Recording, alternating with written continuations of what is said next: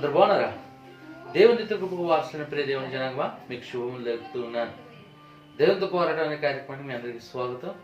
ఈ రోజున మనము ఈ యొక్క క్రిస్మస్ పర్వదినాల్లో ఉన్నాం కాబట్టి క్రిస్మస్ సందేశాన్ని విందాం. ఈరోజు ప్రాముఖ్యంగా మనం చూసుకోబోయే అంశం వచ్చి తప్పిపోయిన ముగ్గురు రాజులు, 3 మిస్సింగ్ కింగ్స్. క్రిస్మస్ లో తప్పిపోయిన ముగ్గురు రాజులు ఎవరు, వారు ఎందుకు తప్పిపోయారనేది ఈరోజు మనం విందాం. బేసిక్గా ఈ తప్పిపోయిన ముగ్గురు రాజులు అంటే ఎందుకు తప్పిపోయారు వారు క్రిస్మస్ లో? అంటే వాళ్ళు క్రిస్మస్ లో ఉండవలసిన వారు తప్పిపోయారంట. అసలు ఎక్కడ తప్పిపోయారు ఏంటి అనేది మన బైబిల్లో చూద్దాం.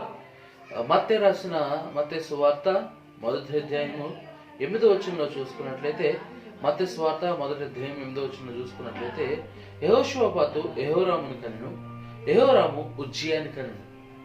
ఇక్కడ బాగానే నడిచిపోతా ఉంది జీనియాలజీ అంటే జనన పట్టిక. అయితే ఇక్కడ మనం చూస్తున్నట్లయితే యెహోషువపాతు యెహోరాముని కనెను, ఓకే, యెహోరాము ఉజ్జియాని కనెను, యెహోరాము ఉజ్జియాని కనెను. బేసిక్ గా యెహోరాముకి ఉజ్జియాకి మధ్యలో ముగ్గురు రాజులు మిస్ అయ్యారు. ఈరోజు అదే చూడబోతున్నాం. యెహోరాముకి ఉజ్జియాకి మధ్యలో ఉన్న ముగ్గురు రాజులు మిస్ అయ్యారనమాట. దాని గురించి ఒకసారి క్లుప్తంగా మనం తెలుసుకుందాం. బేసిక్ గా యేసుప్రభు జనన పట్టిక ఇటు మత్తయి రాశాడు, అటు లూకా కూడా రాశాడు. అయితే మత్తయి రాసుకుంటూ వచ్చిన ఈ జనన పట్టికలో అంటే దాదాపు 400 సంవత్సరాలు సైలెంట్ పీరియడ్. 400 సంవత్సరాలు దేవుడు ఏం మాట్లాడలా. తర్వాత రాయబడిన ఈ మత్తయి సువార్త, తర్వాత పెట్టబడిన మత్తయి సువార్తలో మొదటి అధ్యాయంలో మొదటి వచనాల్లో ఏముందంటే ఆ అబ్రహాం మొదలుకొని యేసు ప్రభు వరకు వంశావళి రాసుకుంటూ వచ్చాడు. అంటే అబ్రహాం నుంచి దావీదు వరకు 14 తరములు, దావీదు నుంచి చెరపట్టబడిన యోకన్య వరకు 14 తరములు, చెరపట్టబడిన దగ్గర నుంచి యేసు ప్రభు వరకు 14 తరములు, మొత్తం 42 తరములు పేర్లు రాశాడు. ఇందులో ఈ యొక్క మత్తయి మొత్తం 42 ప్లస్ ఉరియాతో కలిపి 43 మగవారి పేర్లు రాశాడు, 3 ఆడవారి పేర్లు అందులో రాయడం జరిగింది.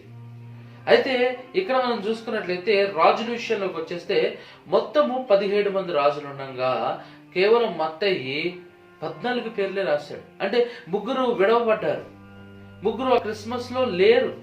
అంటే యేసుప్రభు వారిలోంచి వచ్చాడు. అంత ఘనత అండి. యేసుప్రభు వారిలోంచి రావడం అనేది, వాళ్ళ పేర్లు లిఖించబడడం అనేది చాలా ఘనత. కానీ అలాంటి ఘనతను వాళ్ళు కోల్పోయారు. అలాంటి ఘనతలో వాళ్ళు లేరు. ఏంటి అసలు ఎందుకు అలా కోల్పోయారు? ఇక్కడ చూసుకున్నట్లయితే మొత్తం 17 మంది రాజులు ఉన్నారు. మనం మొదటి దినవృత్తాంతముల గ్రంథంలో చూడొచ్చు. మొదటి దినవృత్తాంతముల గ్రంథము 21వ అధ్యాయం 20 నుంచి 22 వచనాల్లో మనం అక్కడ చూడొచ్చు మొత్తం ఎంతమంది రాజులు అనేది. మొత్తం 17 మంది రాజులు ఉండగా కేవలం 14 మంది రాయబడ్డాయి. అక్కడ 3 రాజుల్ని విడిచిపెట్టడం జరిగింది. ఆ 3 రాజులు ఎవరనగా అహజ్య, యోవాసు, అమజ్య. అహజ్య, యోవాసు, అమజ్య ఈ 3ని విడిచిపెట్టడం జరిగింది. అంటే యెహోరాముకి తర్వాత ఉజ్జియాకి మధ్యలో ఈ 3 రావాల్సి ఉండగా ఆ 3 పేర్లు మత్తయి రాయలేదు, అక్కడ లిఖించబడలేదు, వాళ్ళ పేర్లు రాలేదండి. అంటే వాళ్ళు తప్పించబడ్డారు. క్రిస్మస్ లో లేరు వాళ్ళు. లేదంటే ఈరోజు క్రిస్మస్ అనగానే వాళ్ళు అంటే మొత్తం చదువుకున్నప్పుడు జనన బట్టి చూసుకున్నప్పుడు వీళ్ళ నుంచి దావీదు నుంచి ఇలా చదువుకుంటున్నప్పుడు వాళ్ళ పేర్లు కూడా చదువుకో, కానీ వాళ్ళు తప్పిపోయారు. క్రిస్మస్ లో తప్పిపోయిన 3 రాజులు అహజ్య, యోవాసు, అమజ్య. వాళ్ళు ఎందుకు తప్పిపోయారు? వాళ్ళు ఎందుకు విడవబడ్డారు? 3 మిస్సింగ్ కింగ్స్ ఎందుకు మిస్ అయిపోయారు అంటే కొన్ని సిద్ధాంతాలు, కొన్ని స్కాలర్స్ చెప్పినవి మీతో పంచుకుంటారు. మొదటి విషయం, కొంతమంది ఏం చెప్తూ ఉన్నారంటే స్కాలర్స్ కానీ కొన్ని బుక్స్ లో రీసెర్చ్ చేసినప్పుడు వాళ్ళు మత్తయి మర్చిపోయి ఉంటాడు, మర్చిపోయి ఉంటాడని మొదటి రీజన్గా చెప్తూ ఉన్నారు చాలా మంది. అంటే మత్తయి అంత జ్ఞాని కాదు కదండి, మత్తయి అంత గొప్ప జ్ఞానం కాదు, చదువుకున్నవాడు కాదు, అందుకే ఆయన రాసేటప్పుడు ఈ యొక్క 3 పేర్లు మర్చిపోయి ఉంటాడు. అంటే రాసేటప్పుడు అందరి పేర్లు రాయాలని ఏం గ్యారంటీ లేదు కదా, మర్చిపోవచ్చు కదా, మనుషులు మర్చిపోతారు కదా. అలాగా మత్తయి ఈ 3ని మర్చిపోయి ఉంటాడండి అన్నారు. తీరా చూస్తే ఒకవేళ ఆ 3 మర్చిపోయే క్యాండిడేట్స్ అంటే కాదండి. అందులో యోవాస్ జీవితాన్ని తీసుకుంటే ఒక ఆశ్చర్యమైన జీవితం, అది మామూలు జీవితం కాదు యోవాస్ది. తర్వాత ఈ యొక్క అహజ్యాది, తర్వాత అమజ్యాది, వీళ్ళు మామూలుగా లేరు. ఒకవేళ వాళ్ళు బతకపోయి వాళ్ళు సరిగ్గా లేకపోయినా వాళ్ళ అతల్యాన్ని బట్టి యోవాషు జీవితం అయితే చాలా అద్భుతమైనది. ఎందుకంటే 7 సంవత్సరాలు రాజు అయ్యి జస్ట్ 7 సంవత్సరాల బాలుడు రాజుగా అయ్యాడు యోవాషు. 40 సంవత్సరాలు పరిపాలించాడు. అంత గొప్ప చరిత్రని ఎవరు మర్చిపోరు. మత్తయి మర్చిపోలేదండి. మత్తయి తను మర్చిపోలేదు. ఎందుకంటే బైబిల్ రాయబడేది మన జ్ఞానంతో కాదు, మనుషుల యొక్క జ్ఞానంతో కాదు, దేవుని యొక్క నడిపింపుతో, దేవుని యొక్క ఆత్మావేశంతో బైబిల్ రాయబడింది కనుక మత్తయి ఇక్కడ మర్చిపోలే. మొదటి రీజన్ మర్చిపోయాడు అన్నారు, కానీ ఈ 3 రాజులు మత్తయి మర్చిపోతే అందులో లేరు. మత్తయి మర్చిపోలేదు. మత్తయికి తెలుసు, రాస్తున్నప్పుడు ఏ జనల పట్టిక ప్రతిదీ రాసుకుంటూ వస్తున్నప్పుడు తెలుసు ఆయన మర్చిపోవాలి. రెండో విషయం చాలా మంది మాట్లాడుతున్నారు, మత్తయి ప్రాముఖ్యత ఇచ్చుంటాడండి. అంటే ప్రాముఖ్యత ఇచ్చాడు అంటే ఈ యొక్క 3 రాజులు ప్రాముఖ్యమైన వాళ్ళు కాదేమోనండి, ప్రాముఖ్యమైన పేర్లే రాశాడండి అంటారు. లేదు, ఇక్కడ మనం చూసుకున్నట్లయితే ప్రాముఖ్యత అంటే బేసిక్గా ఎలాంటి విషయం అంటే, అప్పుడు ఒక ముత్తాత ఉన్నాడు. ముత్తాతకి చాలా పేరు అవుతుంది. ముత్తాత చాలా గొప్పవాడు, మంచి పేరు సంపాదించినాడు సమాజంలో. అయితే అలాంటి ముత్తాతకి తాత ఉన్నాడు. ముత్తాత, తాత, కొడుకు, మనవడు, 4 తరాలు చూసుకున్నట్లయితే ముత్తాతకు మంచి పేరు ఉంది, తాతకు పేరు లేదు, కొడుకు కూడా పేరు సంపాదించేలా, కానీ మనవడు గొప్ప పేరు సంపాదించాడు. అయితే కుటుంబంలో చెప్పుకోవాల్సి వచ్చినప్పుడు ఎవరి పేర్లు చెప్తారంటే ముత్తాత పేరు, కొడుకు పేరు చెప్తారు, మనవడి పేరు చెప్తారు. మధ్యలో తాతని కొడుకుని వదిలేస్తారు. ఎందుకంటే వీళ్ళంత ప్రాముఖ్యమైన వాళ్ళు కాదు.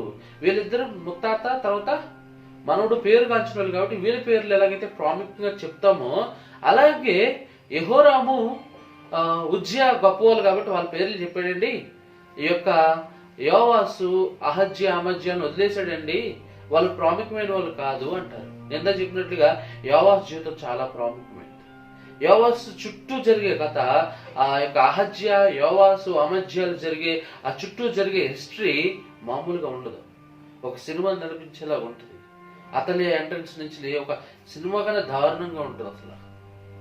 అలాంటిది మనం చూస్తా ఉన్నాం. ప్రాముఖ్యత కోసం కాదు, వాళ్ళు ప్రాముఖ్యమైన వాళ్ళు. ఎందుకంటే ఈ 14 మందిలో లెక్కేసుకున్నప్పుడు కొంతమందికి అసలు జస్ట్ వచ్చి వెళ్ళిపోయే వాళ్ళు ఉన్నారు, అయినా కానీ రాశారు. వీళ్ళ జీవితాలు ప్రాముఖ్యమైనవని, ప్రాముఖ్యం కానివి అని పక్కన పెట్టలేదండి. వీరు 3 చాలా ప్రముఖులే. అతల్యాన్ని బట్టి అహజ్యా ఫేమస్ అయ్యాడు. యోవాసు తను చిన్నప్పుడే రాజు అవడం వల్ల తను ఫేమస్ అయ్యాడు. యోవాసు కుమారుడి కింద అమజ్యా కూడా ఫేమస్. వీళ్ళందరూ ఫేమస్ పర్సనాలిటీసే, ఫేమస్ కాదని పక్కన పెట్టలేదు. ఇక 3వది పాపం చేశారండి అంటారు స్కాలర్స్. కొంతమంది చెప్తా ఉన్నారు 3వ విషయం, వీళ్ళు ఎందుకు తప్పించేస్తాడు మత్తయి తీస్తాడంటే వీళ్ళు పాపం చేస్తుంటారండి. వీళ్ళు పాపం చేశారు అందుకే తీసేశారు. ఒక్కొక్కరు ఒక పాపం చేస్తారు. అహజ్యా తన యొక్క భార్య వాటికి ఇష్టమైన పాపాలు చేశాడు, సంవత్సరమే పరిపాలించాడు. యోవాసు తన నమ్మకం చేసిన ఒక వ్యక్తిని, తను పెంచి పోషించిన ఒక వ్యక్తికి ఉపకారం చేయాల్సింది పోయి తన యొక్క కుమారుని చంపాడు. అంటే యోవాసును కాపాడిన యెహోయాదా యొక్క కొడుకుని ఈ యొక్క యోవాసు చంపించేశాడు. దాన్ని బట్టి ఈయన కూడా చనిపోయాడు. తర్వాత అమజ్యాను మనం చూసుకున్నట్లయితే అమజ్యా కూడా యుద్ధానికి గెలిచి వచ్చేటప్పుడు అక్కడ విగ్రహాలు తెచ్చుకుని పూజ చేస్తా ఉన్నాడు. ఇలా 3 పాపాలు చేస్తారు, అందుకే వాళ్ళ మరణాలు కూడా జరిగినాయి. అందులో 3లో ఎవరు దావీదు దగ్గర పాతి పెట్టినట్లు లేదు. ఒకళ్ళు ఒక దగ్గర పాతి పెట్టారు, ఒకళ్ళ దగ్గర పాతి పెట్టారు, ఒకళ్ళు గ్రామంలో పాతి పెట్టారు, కానీ వాళ్ళని తీసుకొచ్చి దావీదు సమాధుల్లో పాతి పెట్టినట్టుగా లేదు. ఈ 3 రాజుల గురించి మనం చూసుకున్నాడు. వాళ్ళు పాపాలు చేస్తారంటే అందుకే వాళ్ళని విడిచిపెట్టాడు మత్తయి అంటారు, కానీ లేదు. అంటే దావీదు దగ్గర నుంచి అందరూ పాపం చేస్తున్నారు, అందరూ పాపం చేస్తారండి. ఇందులో తారతమ్యం లేవు. దావీదు పాపం చేయలేదు, బహుఘోరమైన పాపం. అందుకే యేసయ్య తన జెండ పట్టికలో కూడా ఆ పాపం కనబడలేదు. దావీదు చేసిన పాపం కనబడలేదు. ఉరియా భారీగా నిండిన ఆమె యందు సొలొమోనుడి కన్నా అన్నాడు. అంటే పాపం అందరూ చేస్తారండి. పాపంతో పోల్చుకుంటే వీళ్ళతో కొంచెం తక్కువే చేశారు. సొలొమోను కానీ వీళ్ళందరూ చాలా గొప్ప గవర్నమెంట్ పాపాలు చేస్తారనే దేవుడు క్షమించాడు. అదే వీరు పాపాలు చేశారండి. పాపాన్ని బట్టి తీసేయాలంటే అందరి పేర్లు తీసేయాలి, కానీ వీళ్ళు 3 పేర్లు తీస్తారంటే పాపం అనేది కారణమే కాదు. ఇప్పటివరకు మనం చూస్తాం వల్ల దేవుడు మత్తయి మర్చిపోలేదు. రెండోది ప్రాముఖ్యత గురించి కాదు, తర్వాత పాపం గురించి అసలే కాదు. ఇక మనం చూసుకున్నట్లయితే క్రమ పద్ధతి గురించి మాట్లాడుతూ ఉన్నారు. అంటే చాలా మంది మత్తయికి నెంబరింగ్ అంటే ఇష్టం అండి. మత్తయి ఆలోచన ఏంటంటే నెంబరింగ్ అంటే ఒక కరెక్ట్ అయిన నెంబర్ ఉంటే అందరూ గుర్తుపడతారు, బాగా ఇంట్రెస్ట్గా చదువుతారు అనుకుని మత్తయి అలా రాశాడని కొంతమంది అంటారు. అంటే మత్తయి ఎలాగంటే 14, 14, 14 మొత్తం కలిపితే 42. ఈ 42కు ఏదో అర్థం ఉంది కానీ పక్కన పెడేద్దాం. 14, 14, 14 ఇలా రాశారు కాబట్టి అందరూ గుర్తుంటుందండి. క్రమ పద్ధతి కోసం కాదు. ఎందుకంటే అబ్రహాం నుంచి దావీదు వరకు 14, దావీదు నుంచి చెరపట్టబడే వరకు 14, చరణం చేసే వరకు 14, ఇలా 14, 14 బాగుంటుందని రాశాడండి అంటారు. కానీ క్రమ పద్ధతి కోసం కాదు. క్రమ పద్ధతి అయితే కాదు. ఎందుకంటే క్రమ పద్ధతి కోసం రాయాలనుకుంటే ఇంకా చాలా రాయొచ్చు. కాబట్టి 7 అంటే చాలా ఇష్టమైన సంఖ్య కాబట్టి 7గురితో ముగించవచ్చు. లేదా మొత్తం 77 పేర్లు వచ్చేలాగా ఏదో రాయొచ్చు. లేదండి, అక్కడ ఆయన ఏం చేశాడంటే క్రమ పద్ధతి కోసం కూడా కాదు, ఆయన క్రమ పద్ధతి కోసం దాన్ని రాయలే. ఇక మనం చూసుకున్నట్లయితే కొంతమంది అంటారు ఈయన మిస్టేక్ చేశాడు, అంటే తప్పు చేశాడు. ఏంటో మిస్టేక్ అంటే ఈ యొక్క యెహోరాము తాత ఉజ్జియా పేరు అహజ్యా పేరు మనకి తెలుగులో అయితే కొంచెం వేరువేరుగా అనిపిస్తుంది కానీ ఇంగ్లీష్లో కొంచెం అదే స్పెల్లింగ్ వస్తూ ఉంటుంది, అదే ప్రొనౌన్సియేషన్ వస్తూ ఉంటుంది. అదే ఏకంగా హిబ్రూలోకి వెళ్ళేసరికి సేమ్ పదం ఉంది, అక్కడ సేమ్ పదం కనబడతా ఉంటుంది మనకి ఉజ్జియాకి అహజ్యాకి. కాబట్టి ఈ యొక్క పేరునే ఈ ముగ్గురు రాజుల పేర్లు వదిలేసి ఈయనే ఆయన అనుకుని, అంటే ఈ ముగ్గురిని వదిలేసిన తర్వాత సేమ్ పేరు ఉంది కాబట్టి ఈయన కూడా ఆయనే అనుకుని ఆయన పేరు రాసినది కొంతమంది వాదిస్తూ ఉంటారు. అలా మిస్టేక్ చేయడానికి ఒక పేరు అయితే మార్చేయచ్చు, మధ్యలో ఉన్న ఇంకా 2 పేర్లు ఎందుకు వదిలేస్తాడు? వదలే కదా మిస్టేక్ చేయలే. ఇక చివరితో మనం చూసుకున్నట్లయితే చెప్పే రీజన్స్ ఏంటి, కారణాలు ఏంటంటే వాళ్ళు శాపగ్రస్తులు.